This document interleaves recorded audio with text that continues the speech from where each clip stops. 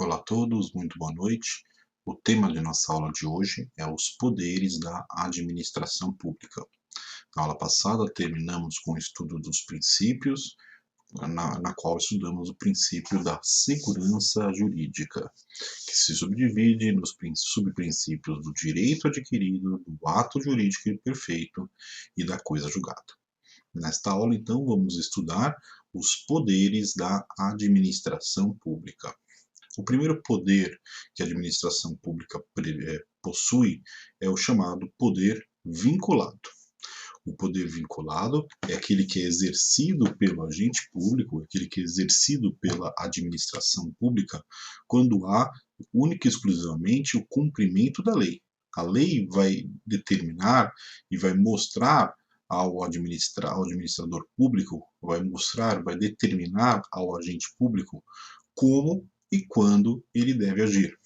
No poder vinculado, a administração pública atua sem qualquer liberdade, não há margem de liberdade para a prática do ato.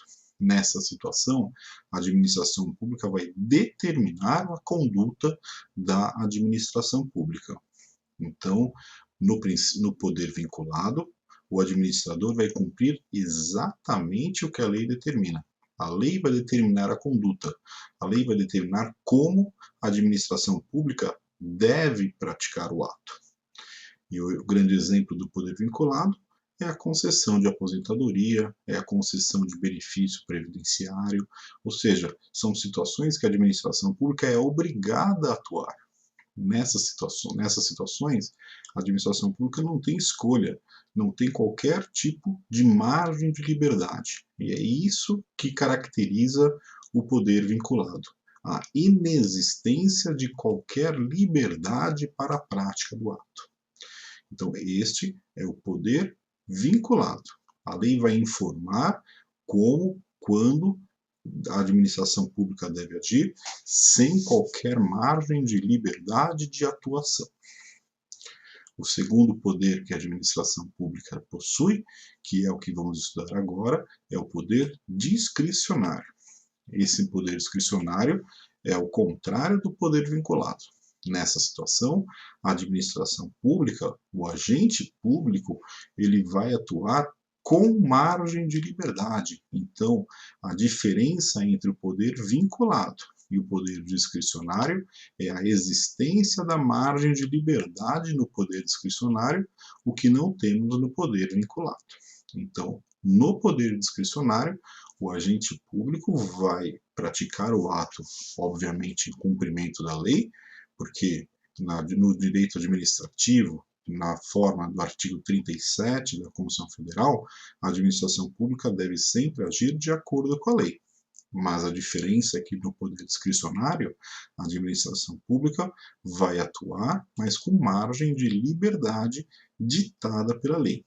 Nessa situação, a administração pública vai avaliar a situação concreta e vai agir sempre em benefício, sempre visando o bem coletivo, que é sempre o objetivo final do direito administrativo.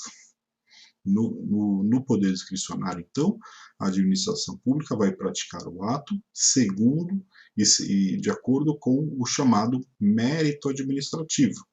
Nessa situação, a administração pública sempre vai analisar a situação do ato administrativo de acordo com o binômio, de acordo com a análise de conveniência e oportunidade. Então, havendo no ato administrativo a existência de conveniência e a existência de oportunidade, aí temos o poder discricionário. Aí temos a ocorrência do poder discricionário, que é quando há situações em que a administração pública atua mediante a aplicação do mérito administrativo. Nessa situação, a administração pública tem essa liberdade, né, em julgar o que é melhor, o que é mais conveniente, o que é mais oportuno para a coletividade e vai aplicar o direito, vai aplicar ali o poder da administração no sentido de praticar ou não praticar um ato administrativo, sempre visando o interesse coletivo, sempre visando a coletividade e com vinculação ao princípio também da supremacia do interesse público sobre o particular, que também já estudamos aqui nesse curso de Direito Administrativo. Um grande exemplo para o poder discricionário, né, é a autorização dada pelo Estado para a realização de um show, de um evento em praça pública, por exemplo.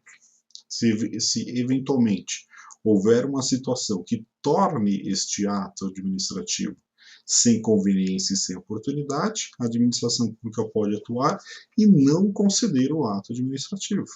Então, no poder discricionário, há a escolha, há a possibilidade da administração pública decidir entre praticar ou não praticar o ato. Como sabemos quando estamos diante de um poder discricionário ou estamos diante de um poder vinculado?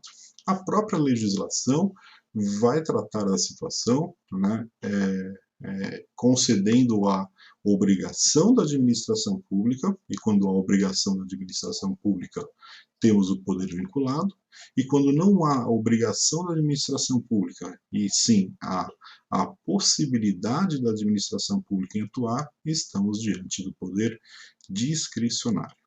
Então, o poder vinculado, na legislação do poder vinculado, né, há o verbo administração pública deve. Na legislação que trata sobre o poder discricionário, temos não o verbo deve, e sim o verbo pode, né? Na qual na legislação vai conter a administração pública poderá. Né? Quando a administração pública poderá, ela pode escolher praticar o ato ou ela pode escolher não praticar o ato. Então, o verbo poder está relacionado ao poder discricionário e o verbo dever está relacionado ao poder vinculado. Isso é bem fácil de vocês entenderem, porque o verbo poder é bem diferente do verbo dever. O verbo poder há a alternativa entre praticar ou não praticar o ato. O verbo dever, não. Aí temos a obrigatoriedade da administração pública em praticar o ato. Isso tudo vai ser determinado na legislação sobre aquele determinado tema. Então, a possibilidade da administração pública conceder um ato administrativo para a realização de um show ou de uma festa em uma rua ou uma praça está vinculado ao poder discricionário. A administração pública pode negar, pode revogar, pode cancelar este ato administrativo ou não conceder este ato administrativo quando verificado a inexistência ali de conveniência e oportunidade. Então, o que caracteriza o poder vinculado, como vimos, é o cumprimento exato da lei. Não temos margem de liberdade. E no poder discricionário, o que caracteriza é a existência da margem de liberdade. Né? E essa margem de liberdade vai ser atuado pela administração pública, vai ter atuação da administração pública mediante os exames de critérios de conveniência e oportunidade. A somatória de conveniência e oportunidade é o que chamamos de mérito administrativo. Então, esses são os dois primeiros poderes da administração pública. O terceiro poder da administração pública que vamos estudar hoje é o poder hierárquico. No poder hierárquico, é aquele poder conferido à administração pública para a organização da estrutura da própria administração. É direito da administração pública realizar a fiscalização tanto dos órgãos públicos quanto também dos próprios agentes públicos, para saber se esses órgãos públicos e se esses agentes públicos estão cumprindo ali com a lei, estão cumprindo com o objetivo da qual eles foram ali designados. Então, pelo poder hierárquico, a administração pública tem o direito, né, e o dever também, né, de organizar a estrutura da administração pública e fiscalizar a prática de atos pelos órgãos públicos e pelos agentes públicos para certificar que esses atos administrativos praticados por estes órgãos e por esses agentes estão de acordo com a lei. Dentro do poder hierárquico, a administração pública tem o direito, ou seja, tem as prerrogativas, né, de dar ordens, de fiscalizar se essas ordens estão sendo cumpridas ou descumpridas. Ela pode delegar ordens, né, ela pode avocar ordens, ou ela pode realizar a revisão de ordens. Então, a dar ordens, ou seja, a administração pública tem o direito de dar ordens aos seus órgãos públicos e aos seus agentes públicos, e essas ordens devem ser sempre obedecidas, exceto, obviamente, se essas ordens dadas, né, se tratarem de atos ilegais. Então, se a administração pública conceder, ou algum agente público conceder uma ordem a um agente público inferior na hierarquia da administração, e essa ordem for ilegal, né, o inferior hierárquico tem ali o dever, né, de não cumprir a ordem, porque a ordem é ilegal, né? Então essa é a primeira prerrogativa da administração pública, que é o direito de dar ordens. O segundo, fiscalizar, né, é verificar, acompanhar se essas ordens que foram ali concedidas, né, que foram ali dadas ao inferior hierárquico, dentro da hierarquia da administração, estão sendo cumpridas, estão sendo executadas de acordo com o que a lei determina e de acordo com o que o próprio agente público superior na hierarquia determinou. Se ele determinou de uma forma, ele tem que ele tem o direito de fiscalizar se essa ordem está sendo cumprida, né? Então, a segunda prerrogativa da administração pública é de fiscalizar as ordens dadas. A terceira é a de delegação. O agente público superior ele pode delegar ordens, ou seja, ele pode repassar as atribuições administrativas dele para um inferior ali hierárquico, ou seja, ele repassa essas atribuições administrativas do superior para o inferior. A delegação sempre é de cima do superior para o inferior, de cima para baixo, do superior para o inferior na hierarquia. A vocação é o contrário. Na vocação, ele toma para si aquela responsabilidade que tinha sido repassada. Então, na vocação, o superior atrai para si a tarefa que estava com o subordinado. Então, a vocação é o contrário. Enquanto a delegação é do superior hierárquico para o inferior, na avocação é do inferior hierárquico que passa essa atribuição para o superior hierárquico. Então, a vocação é quando o superior toma para si a responsabilidade que estava com o inferior hierárquico. Na delegação, a transmissão de responsabilidade que é do superior na hierarquia, repassando essas obrigações, essas atribuições para o inferior hierárquico.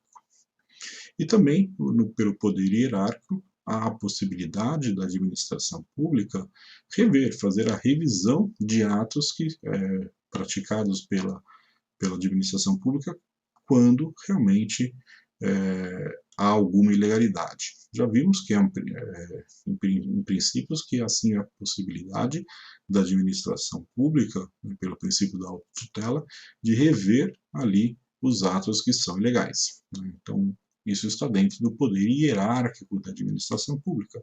A administração pública pode rever os seus próprios atos, né, modificando-os, né, quando há alguma ilegalidade, ou mantendo-os quando não há alguma ilegalidade. Mas há sim a possibilidade de revisão dos atos administrativos praticados pela administração pública. Então, se a administração pública vai autorizar um show em praça pública e ela, administração, verifica que há alguma ilegalidade cometida, ela pode rever este ato, né, e anular até o ato administrativo concedido.